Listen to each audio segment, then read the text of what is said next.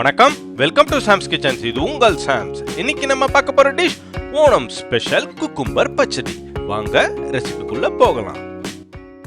அரை பவுல் குக்கும்பர் தோல் உரிச்சி விதையெல்லாம் நீக்கி பொடியா கட் பண்ணி ஒரு ப்ரெஷர் குக்கர்ல ஆட் பண்ணிக்கோங்க. 1/4 ஸ்பூன் சால்ட், கொஞ்சமா தண்ணி, ஒரு விசில் விட்டு ப்ரெஷர் குக்கர்ல வேக வச்சு எடுத்துக்கலாம். அது வேகட்டும். பேரலா 3 ஸ்பூன் தேங்காய் பூ எடுத்துக்கோங்க. கொஞ்சமாக கடுகு, கொஞ்சமாக சீரகம், 2 பச்சை மிளகா, சின்ன சைஸாக இருக்கிறதால 2 எடுத்துக்கிட்டேன், பெரிய சைஸ்னால் 1 எடுத்துக்கோங்க, கொஞ்சமாக கருவேப்பிலை. இதெல்லாம் போட்டு ஒரு மிக்சர் ஜாரில் ஃபைன் பேஸ்ட்டாக அரைச்சி எடுத்துக்கோங்க. வெள்ளரிக்காய் வெந்துடுச்சு. ஸ்டவ்வை ஆன் பண்ணி நம்ம அரைச்சி வச்சுருக்க அந்த தேங்காய் பேஸ்ட்டை இது கூட ஆட் பண்ணி 1 நிமிஷம் போல் நல்லா வதக்கி விடுங்க. அந்த பச்சை வாசம் போகிறதுக்காக தான். 1 நிமிஷம் கழித்து ஸ்டவ் ஆஃப் பண்ணிடுங்க. இப்போ 3 ஸ்பூன் தயிர் ஆட் பண்ணி லைட்டாக மிக்ஸ் பண்ணி விடுங்க.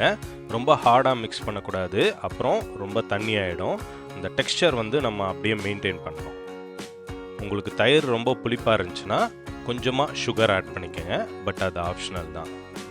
சால்ட் லெவல் செக் பண்ணிக்கலாம். சால்ட்டு தேவைப்பட்டுச்சுன்னா கொஞ்சமாக சால்ட் ஆட் பண்ணி அதை மிக்ஸ் பண்ணிக்கோங்க.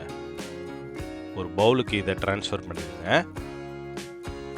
தாளிப்பு ரெடி பண்ணிக்கலாம். அதுக்காக கொஞ்சமாக தேங்காய் எண்ணெய் சூடானதும் கொஞ்சமாக கடுகு பொரிஞ்சு வந்ததும் 2 காஞ்ச மிளகா, கொஞ்சமாக கருவேப்பிலை. இந்த தாளிப்பை சூட்டோட சூடாக அந்த குக்கும்பர் பச்சடியில் ஊற்றி எடுத்தோன்னா நம்ம cucumber pachadi ready for serving. இந்த ஓணம் செலிப்ரேஷனில் ஓணம் சதயம் கூட இந்த குக்கும்பர் பச்சடியும் ஆட் பண்ணி உங்கள் ஃபேமிலியோட என்ஜாய் பண்ணுங்க. இதை நீங்களும் ட்ரை பண்ணுங்க, சப்ஸ்கிரைப் பண்ணுங்க, கமெண்ட்ஸ் பண்ணுங்க.